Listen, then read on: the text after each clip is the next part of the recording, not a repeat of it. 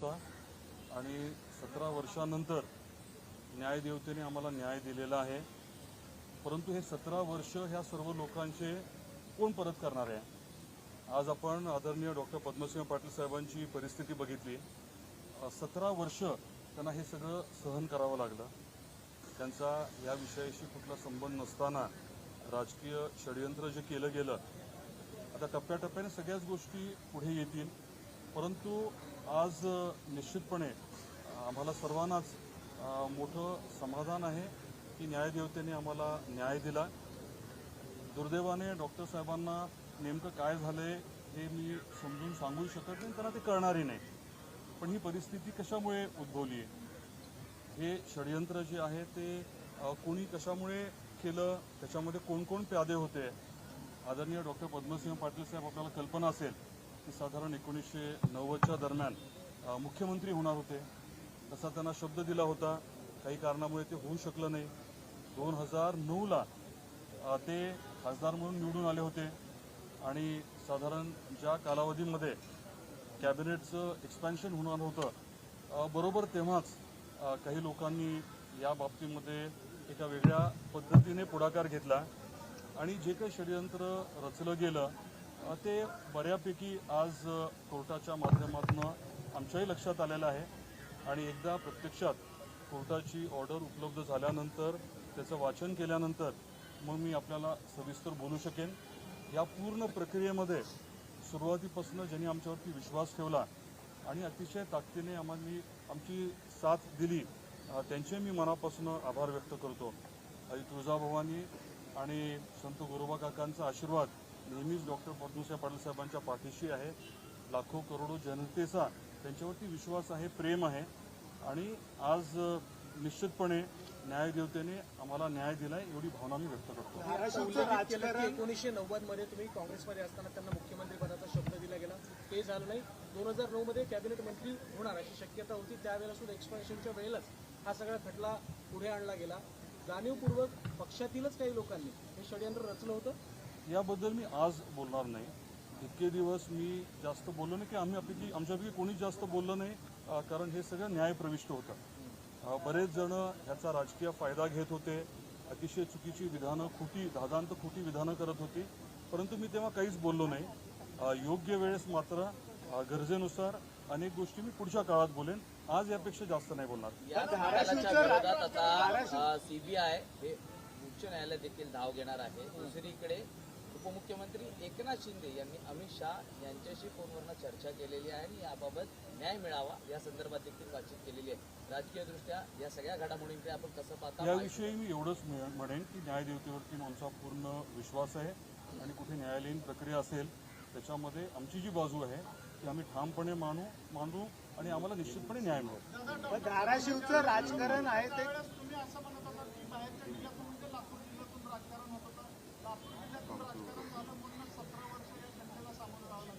आज मी याविषयी बोलणार नाही। या खटल्याला 17 वर्ष का लागले, नेमकं कोणी ह्याच्यामध्ये वेळ काढूपणा केला, हे देखील आज ना उद्या निश्चित सांगेन मी। पण हे सगळं राजकारण आहे ते धाराशिवचं राजकारण जर बघितलं असेल तर ह्या दोन कुटुंबांपाशीच होतं आणि त्याचमुळे कुठेतरी या सगळ्यामुळे विलंब लागला, त्याचाच फायदा घेतला इतक्या वर्ष, असं म्हणायचं का तुम्हाला? हे धाराशिवचं राजकारण नव्हतं, हे महाराष्ट्राचं राजकारण होतं आणि तुम्ही सर्वच जण सन्मान्य पत्रकार आहात, आपण याच्या बाबतीमध्ये थोडं खोलात गेला तर अनेक गोष्टी आपल्यालाही लक्षात येतील आणि योग्य वेळेस मीही सांगेन। तो जिस तरीके से ऑपरेशन टाइगर और जिस तरह से अभी निंबलकर शिफ्ट हो गए हैं एकनाथ शिंदे कैंप में, क्या उसका असर पड़ रहा था, आपको लग रहा है? नहीं, मैं राजकीय किसी भी बात पे आज टिप्पणी करना नहीं चाहूँगा। I speak about it subsequently. तर एक प्रश्न असा आहे की या सगळ्या प्रकरणामध्ये 9ही आरोपी जे संबंधित आरोपी म्हणून त्यांना संबोधित केलं गेलं, त्यांना निर्दोष मुक्तता करण्यात आली।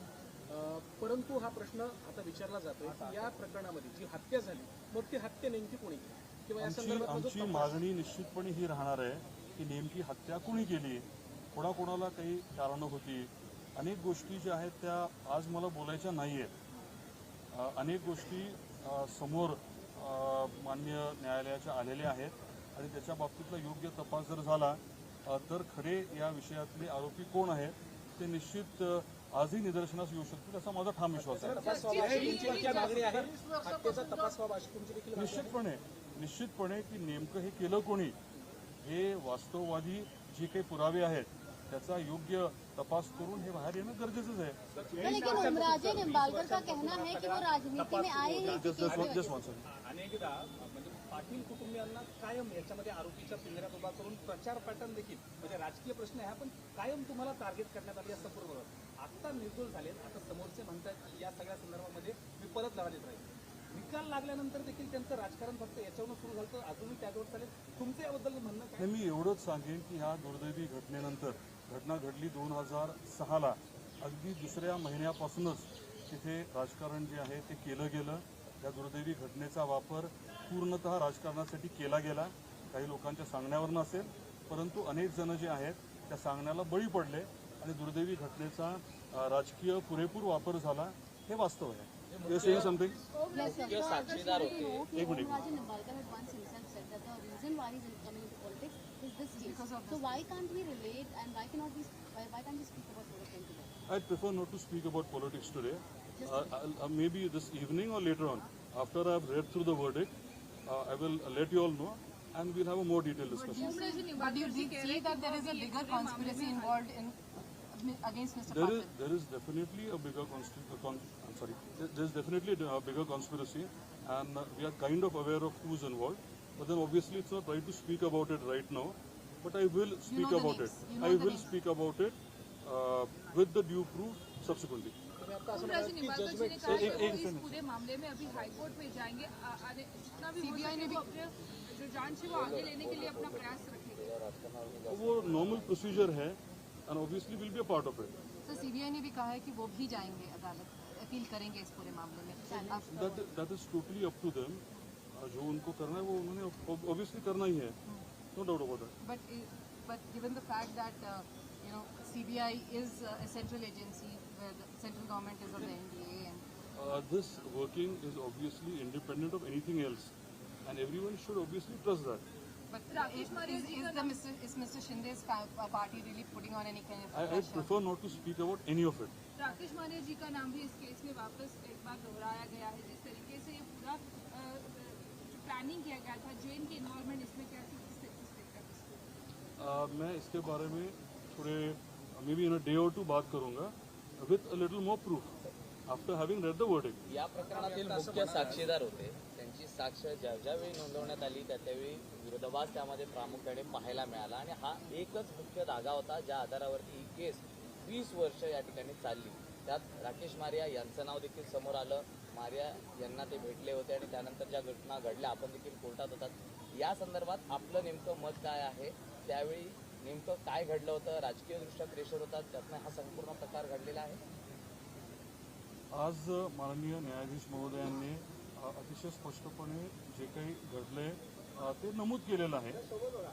आम्हाला या बाबतीमध्ये इतकंच सांगायचं आहे की एकदा वर्डिक्ट वाचल्यानंतर तुम्हालाही सगळ्या गोष्टी कळणार आहेत, आम्हालाही डिटेलमध्ये कळतील आणि त्याच्यानंतर आपण मला जेव्हा विचाराल तेव्हा मी अजून जास्त तुम्हाला प्रदीर्घ याविषयी बोलेन. तुम्ही आता म्हणालात की वर्डिक्ट वाचल्याच्या नंतर सविस्तर प्रतिक्रिया दिली जाईल.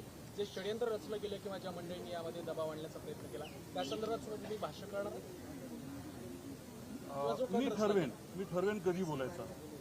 हे जे काही षडयंत्र रचलं गेलं, कोणी रचलं, कसं रचलं याची बऱ्यापैकी माहिती मला आहे, परंतु ते कधी सांगायचं आणि पर्याप्त पुरावे उपलब्ध करून द्यायचे ते मी ठरवेन. सर हिंदी में सिर्फ ये बता दीजिए आज का जो फैसला आया है उसे लेकर के पहली प्रतिक्रिया आपकी क्या है, क्योंकि 17 साल बाद जो है इस मामले में फैसला आया. न्याय देवता पे पूरा हमारा विश्वास था और आज का वर्डिक्ट जो है वो हमें न्याय दे रहा है, इसकी डेफिनेटली खुशी है. मगर ये 17 साल इन सब लोगों के जो गए, खास करके मेरे पिताजी जो एक 1990 में मुख्यमंत्री बनने जा रहे थे महाराष्ट्र के, या 2009 में एनसीपी के सबसे सीनियर वो एमपी थे और उनका इंक्लूजन सेकंड एक्सपेंशन में होने जा रहा था, तब ये सब कॉन्स्पिरेसी की गई. तो अभी वो 17 साल कौन वापस लाएगा? जिन्होंने इसमें पार्टिसिपेट किया है उनको ढूंढने का काम और उन पे proper legal action, criminal action लेने का काम हम आगे चल के जरूर करेंगे. तो नाम आप लीजिए, नाम बताइए ना, कौन है ये लोग? Thank you. जिनकी तरफ आप इशारा करें।